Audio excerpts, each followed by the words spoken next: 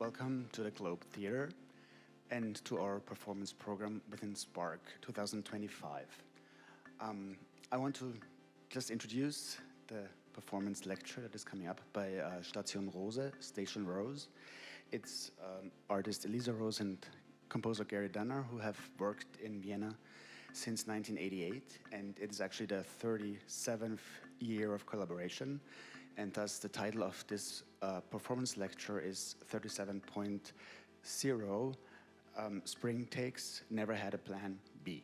And in this lecture, they will embark on a journey through the rapid development in the vast field of pixels, music, floppy disks, CD-ROMs, vinyls, net art, digital, land art, immersive spaces, Web 3, AR, VR, XR, performances, physical installations, the metaverse, and AI.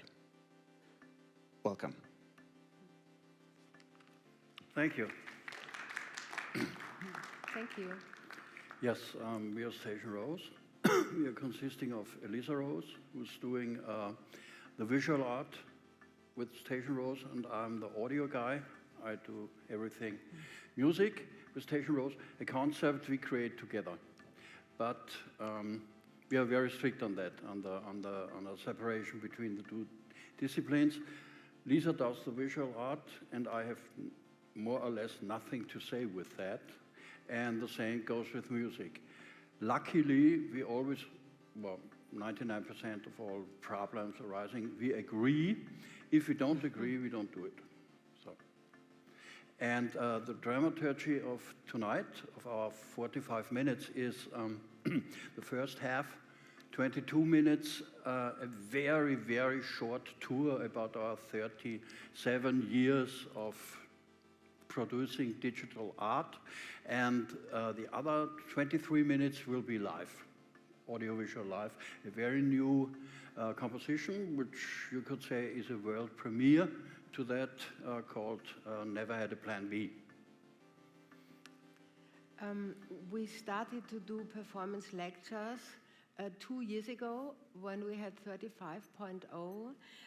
We were waiting for a museum show which delayed, and we thought about a format that's not too big and that can be transported. So a month ago we did that in London and in October in Berlin, and it's based on the digital archive.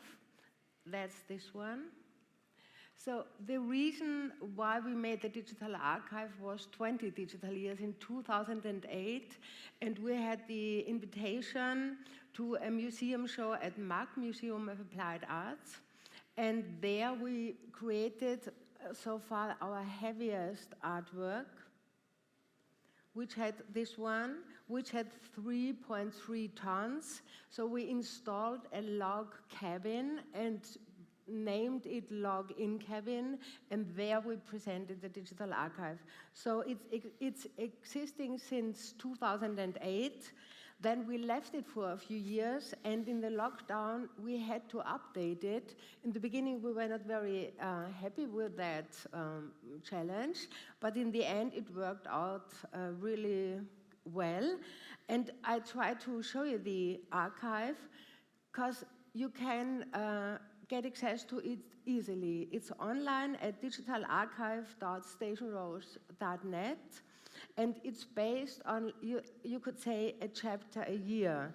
So this is the brand new one, 2025, and the other one, the earliest, would be when we initiated Station Rose as a real space in Vienna, and we initiated the fourth district to an art district. And interestingly enough, very often we combine the virtual with the material. So even when we had, let's say, 10 years in the 90s where we were almost only digital, nevertheless, there are combinations. So this was the station in Vienna's Force, just around today's Schleifmühlgasse.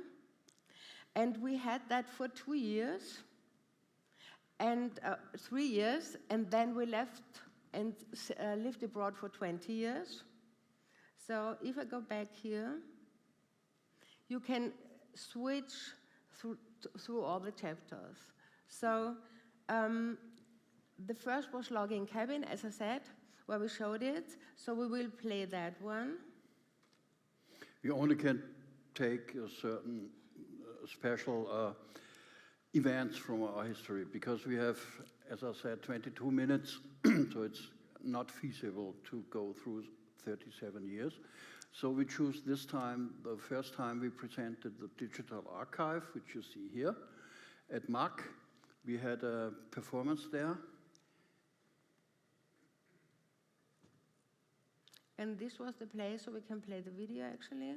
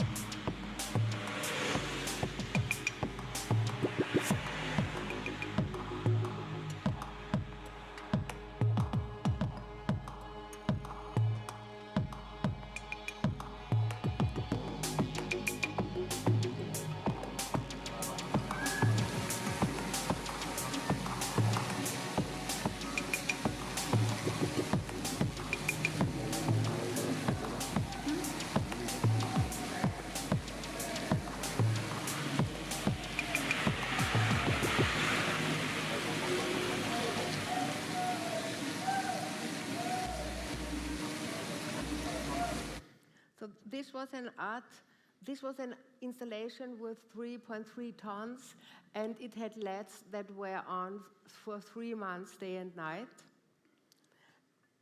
And I go back to the very beginning, because in '88, when we initiated Station Rose, at that time I was working with Commodore Amiga, and I was doing a lot of artworks with that I use today and quite often transfer them with AI.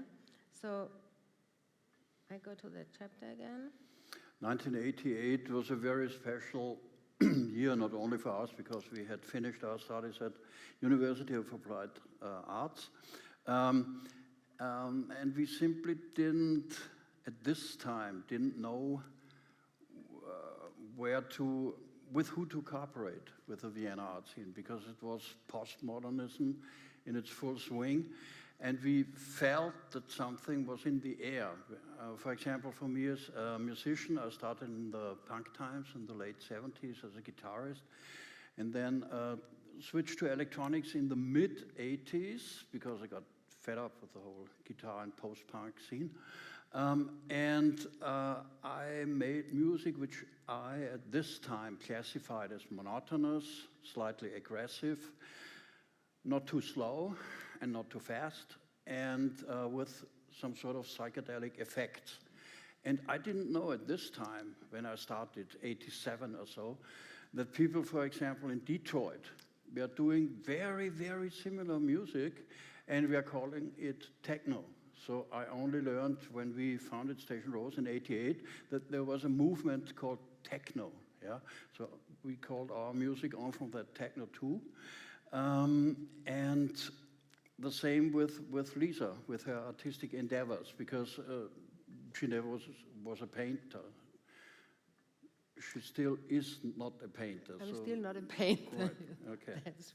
And when we opened Station Rose, we had one Commodore Amiga 500 and nothing else, and one 9-needle printer.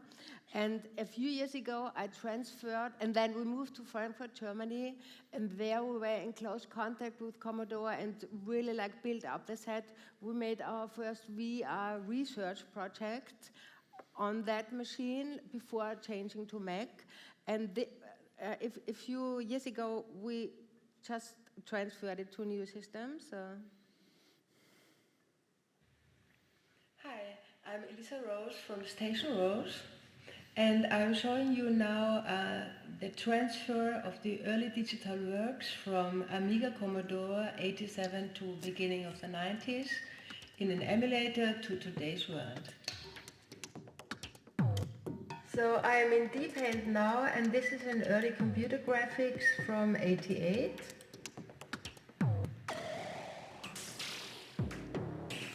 Another one.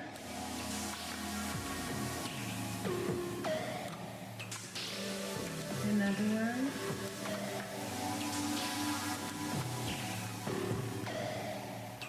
I can load animations as well.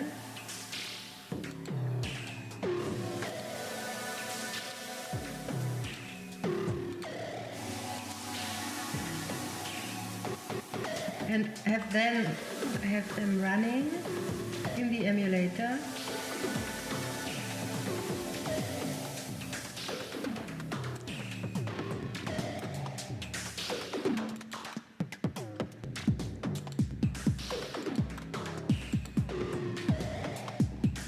This is one of my favorites, which was together with an exhibition at Museum of Applied Arts MAC in '93 with a live performance and the presentation of the CD-ROM at that time. And I am in an emulator situation where I can already play some of the videos, and some are even transferred on iPads, etc.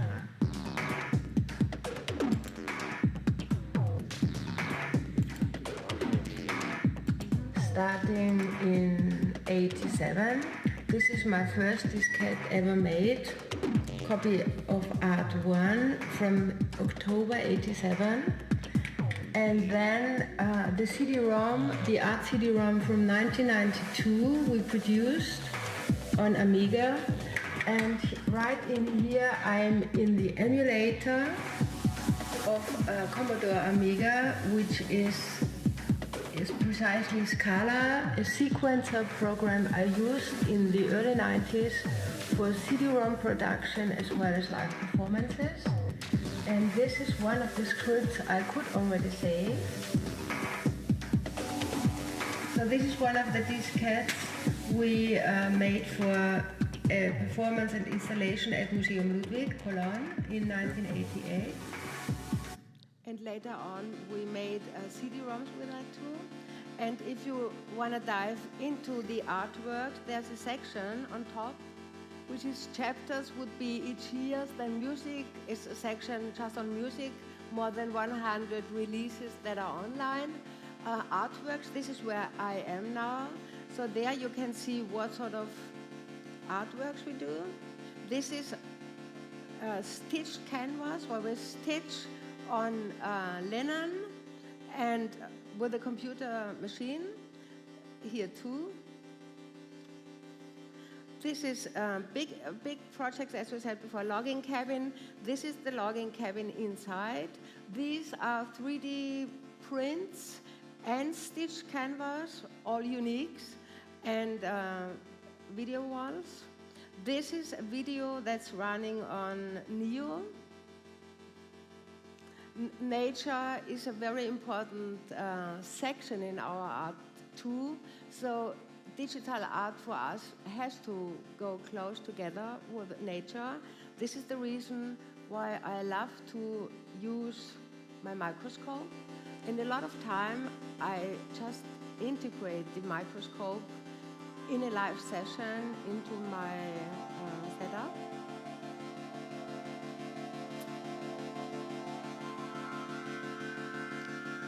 And this is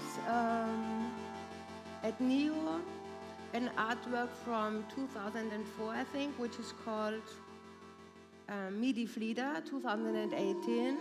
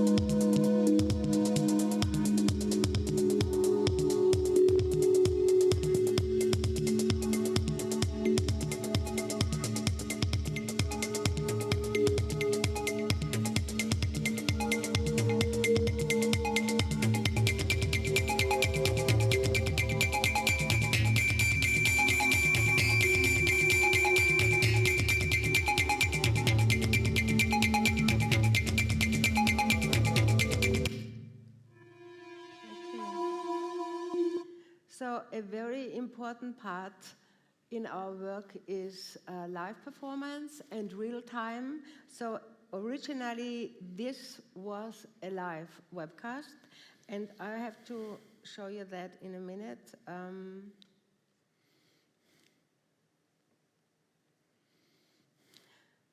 What we set up here as part of the installation, so I go again to that section, Spring Takes at Spark, is what is a border, was a real-time stream number 148 at that time in our studio in Frankfurt.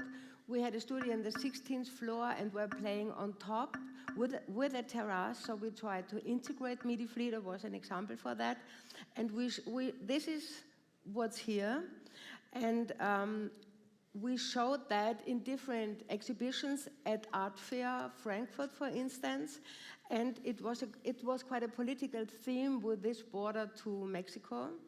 And what we did since the end of the 90s, that we rematerialized, meaning in the beginning is the live composition, audiovisual performance and composition, and from that comes art products. So these are installations, and these are artworks that collectors can get.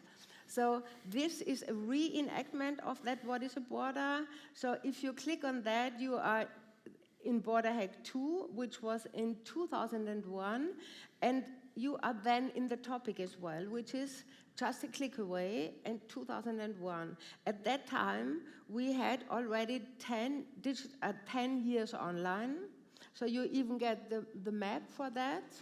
We started 88 for 2 days in the real station, moved on to Frankfurt, Germany, and stayed online since 1991. We are still part of this online community, which you could say was the real beginning of any sort of digital social movement. And we co-created pre-versions of Facebook, Instagram, etc., together with Howard Reingold. We were very close with the San Francisco scene at that time. And what we brought into the scene was the audiovisual art, because it was very verbal-oriented, and which it still is. Which it still is. Right. And everybody in San Francisco was just talking about what is the next thing. By the way, would I say this is what AI is today? It's a lot of excitement and it's a lot of possibilities and challenge. This is just the theme. It changes, but the excitement is always the same. And mid-90s, we started to do our first website. We got the pre-Ars Electronica for that. And we experimented with playing live in the net. What is real-time in the net? Where can you put something in and just be there? And interestingly enough, when then the people come in, we're not that much interested. So when we had more than 200 live streams from our studio in Frankfurt, we then stopped. And streaming really became a movement, you could say, because of COVID and these new circumstances. Okay, so let's get back to our chapter.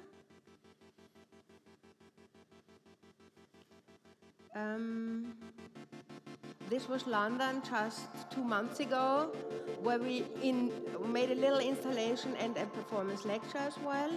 We combined 3D prints with stitch canvas, different materials. And what we did for here, the brand new one is this one.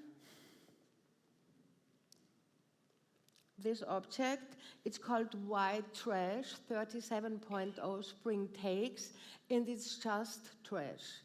It's fabric that is thrown away, which is just around my prints that a printing company makes for me, and normally you throw it away. And this is from trash to treasure. It's getting updated. It has a lot of different levels, including the augmented reality.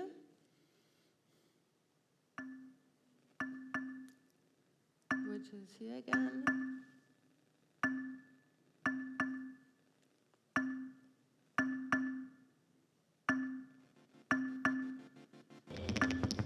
This is the original border hack from 2001-2, which you could try later. Our daughter Kim will present it, how it's working. You can just play with RTYF app, and it's getting this version. And the trash, white trash version is this one. This is the AI version of the trash version. And this is the trash version.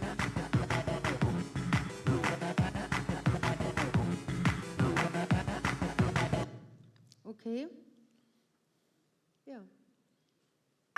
We had a postgraduate grant in Cairo, Egypt, 88, 89, where we experimented with really chaotic circumstances together with digital. This was how we sent information via diskette. The mid-90s projects, especially early net art projects, they are all in here. Oh man.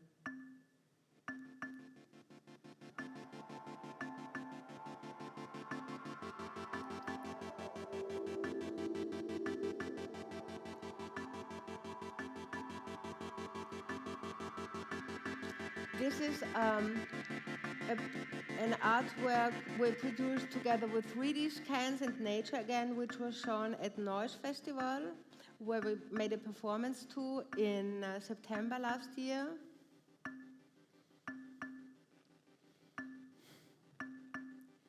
This is the artwork.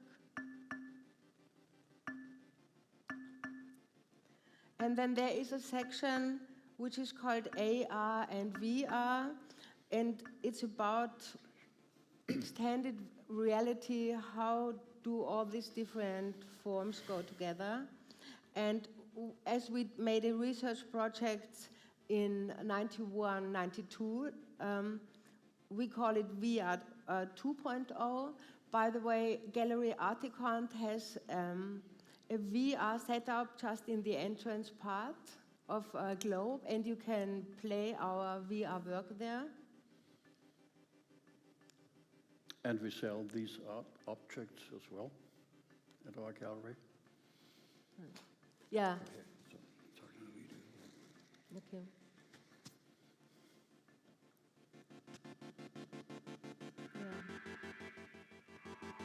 Yeah. Yeah.